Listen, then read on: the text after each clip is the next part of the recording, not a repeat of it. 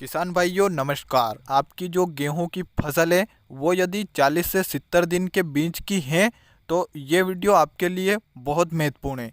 तो आप वीडियो को पूरा अंत तक देखिए ताकि आप अच्छी तरीके से अपनी फसल में ऐसे ही काम करते रहिए और यकीनन आपको जो पैदावार है वो लगभग 10 से 20% बढ़ने के बाद ही आपको मिलेगी। यानी कि ऐसा कह सकते हैं कि जो 10 से 20% की जो पैदावार है वो ज़्यादा होगी, क्योंकि जो गेहूं की फसल होती है वो 40 से 70 दिनों के बीच में जो कल्लों का विकास होता है वो अच्छे तरीके से होने लगता है। और साथ ही जो धीरे धीरे साथ ही जो 50 से 60 दिन के आसपास होती है तो उसमें जो झंडा पत्ती निकलती है वो निकलना शुरू हो जाती है। और साथ ही जो बालियों की गबोट अवस्था होती है वो निकलना शुरू होने लगती है। तो ऐसे में जो दाना बनेगा वो अच्छा बनना चाहिए और साथ ही चमकदार बनना चाहिए। इसके लिए आपको जो खाद का शेड्यूल है वो बहुत अच्छी तरीके से ध्यान में रखना चाहिए। तो आज की इस वीडियो में हम आपको बताने वाले हैं आप स्प्रे उस हिसाब से करें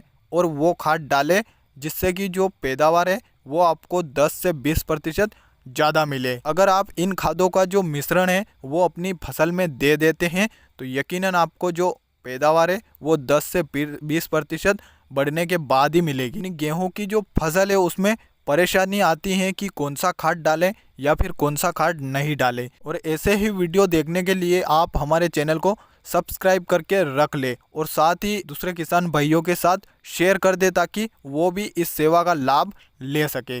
सबसे पहले बात करते हैं एक महत्वपूर्ण स्प्रे के बारे में। तो आपको घुलनशील खाद लेना है NPK 05234 जो पूर्ण रूप से पानी में घुलनशील हो। तो आप उसका उपयोग कर सकते हैं। गेहूं की जो फसल है वो 40 से 70 दिन के आसपास की हो। यदि आप इसका स्प्रे कर देते हो तो आपकी जो गेहूं की फसल से पैदावार होगी वो यकीनन आपको 10 से 20% बढ़कर ही मिलेगी, क्योंकि जो NPK में फास्फोरस और पोटाश की जो मात्रा होती है वो आपके गेहूं के लिए सबसे लाभदायक होती है। और साथ ही जो फास्फोरस की मात्रा होती है वो गेहूं के जो कल्ले निकलते हैं वो ज़्यादा निकलते हैं। और साथ ही जो पौधे की जड़ें होती हैं वो मजबूत बनती हैं और एक तना मजबूत बनता है। और साथ ही जो तना होता है वो अच्छा मजबूत बनता है। और जब गेहूं की जो फसल में बालियां निकलने की अवस्था में होती हैं तो उस समय जो पोटाश की पूर्ति इस खाद के माध्यम से आप करते हैं तो उस समय जो गेहूं की बालियां निकलती हैं उनके दाने बहुत मजबूत बनते हैं। और साथ ही जो चमकदार चमक होती है उनमें दानों में तो वो वजन में भी ज़्यादा होते हैं।